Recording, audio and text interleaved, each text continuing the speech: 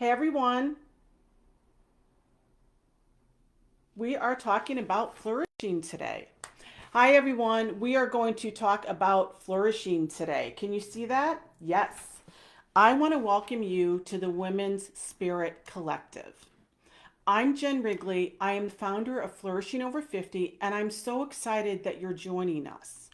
Now, if you're joining me live, put where you're joining live from in the comments because this is a global conference.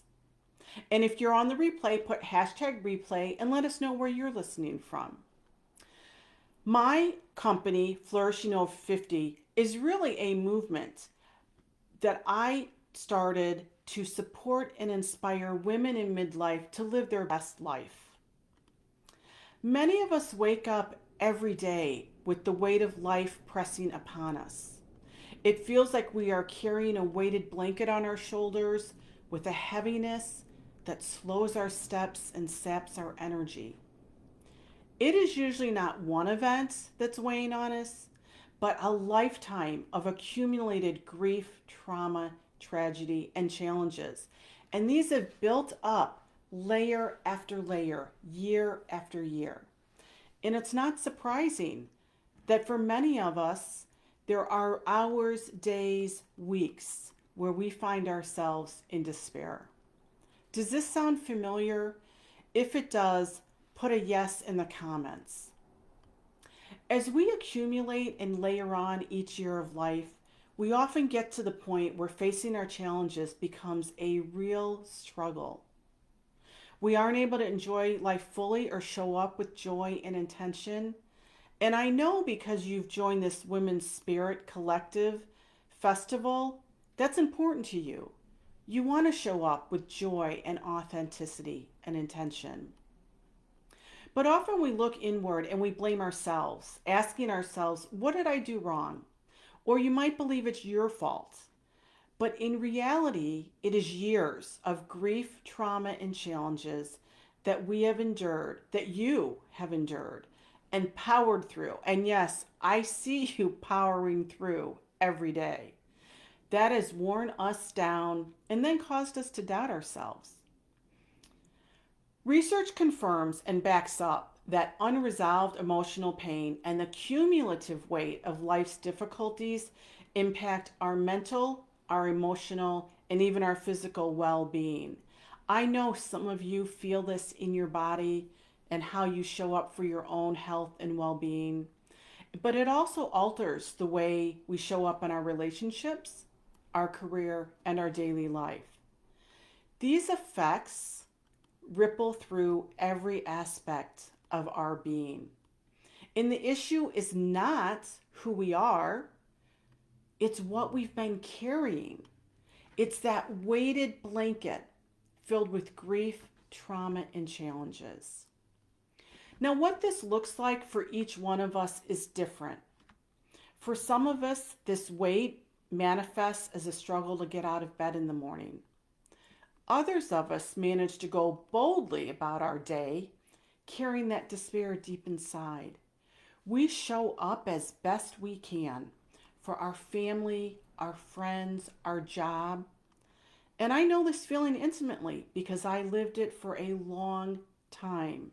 And I know some of you have lived it for a long time. But no surprise, the challenge is that eventually this catches up to us. That busyness can only hide despair for so long. Please put yes in the comments if you've ever felt this way. Feel free, if you're comfortable, to put some words that you might describe: sorrow, despair, loss of joy, lack of energy. It's important that we share how we're feeling. For me specifically, it caught up to me one day when I found myself lying flat out on the kitchen floor, tears streaming down my face, my body pressed against the cool tiles. The grief of losing my mother had cracked open a vault of past sorrow and suppressed memories. My mind replayed the mantra, is this all there is? This is a question that haunted me for years because I've spent years working hard, overcoming traumatic experiences, striving to create a meaningful life, and I know you have too. But at that moment, I struggled to see any point in continuing the fight. If you can relate to that, put fight in the comments. I did not know how I was going to pick myself up and get back to living, get back to caring for my children, and get back to my job. As I lay there on the kitchen floor, truly grief stricken, all my past grief started to bubble up. Memories came back. That ticker tape of "is this all there is to life" was running around and around. Put ticker tape in the comments if you've had that ticker tape experience. And maybe you had a different phrase or theme in your mind, and feel free to share that as well. But after working so hard to build a good life and be a good person and raise my daughters in a meaningful manner, I overcame multiple traumatic experiences. And all I could think of was, is this all there is to life?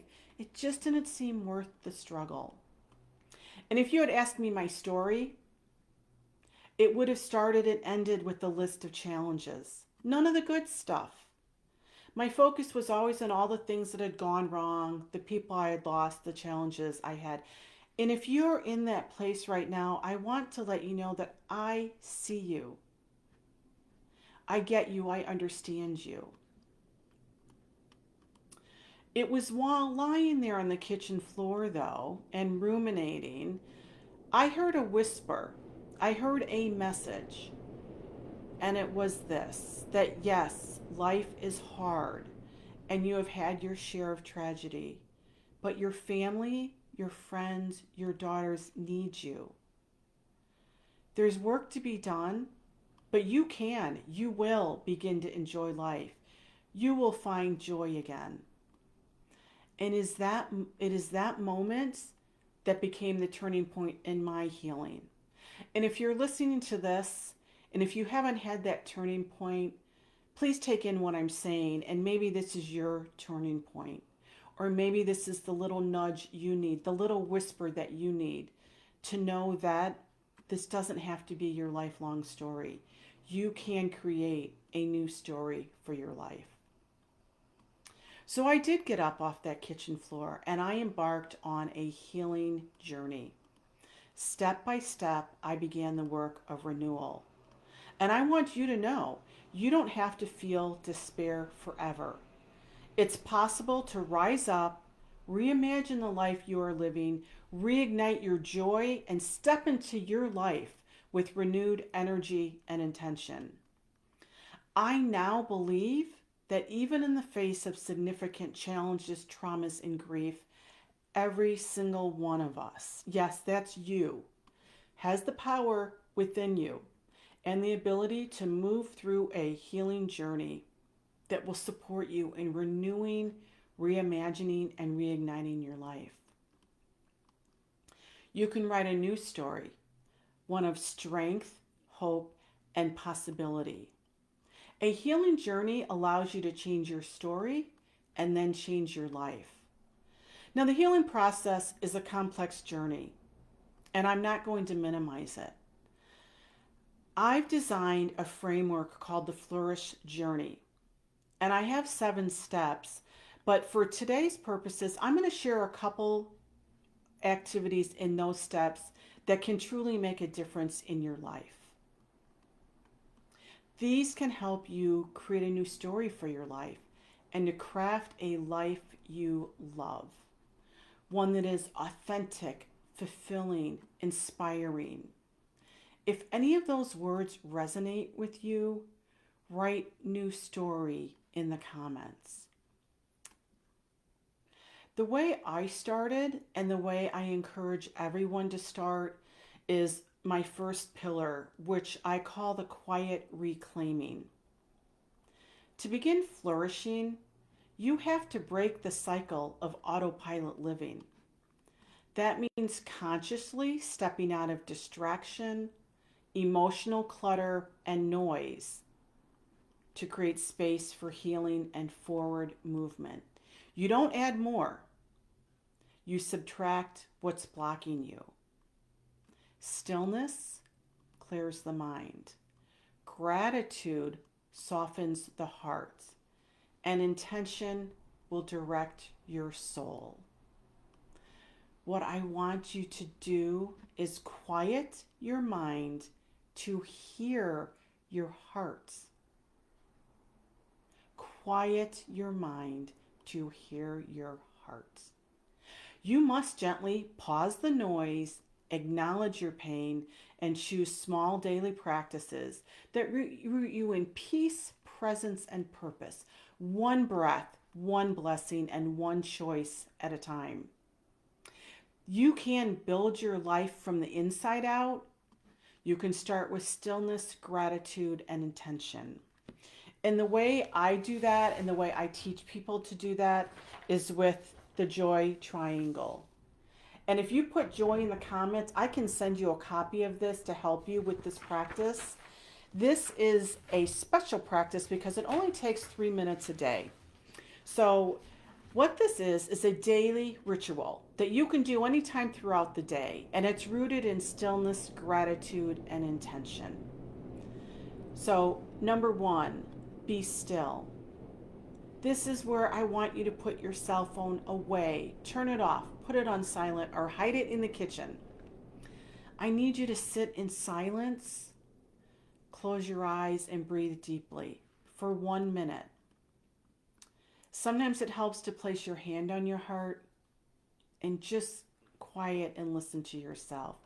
Try to let go of your thoughts and focus on the breath, the moment, and being present. This is your gift to yourself. This is your reset, your sacred pause. The second step is gratitude. Spend 1 minute thinking, writing, journaling, visioning what you're grateful for. And I want you to go deeper than general things like family or health. Maybe it's the quiet hum of your coffee maker, a robin outside your window. Maybe you got a kind text from a friend. Spend 1 minute with your gratitude practice. Gratitude isn't necessarily grand things, it's grounded things. And the third step in the joy triangle is intention. Ask yourself, how do I want to feel today? How do I want to show up today? It might help to write your answer on a sticky note so you can look at it during the day. But I want to be really clear. This is not about your to-do list. I want you to be intentional about how you want to live today, how you want to show up today. Your intention becomes your compass for the day. And if you want to make sure this is sticking with you and resonating, put intention or compass in the comments. And the reason this is so important, this practice, this 3 minute a day joy triangle practice, is that if you don't happen to life, life will happen to you. This practice allows you to start taking control and setting your own direction.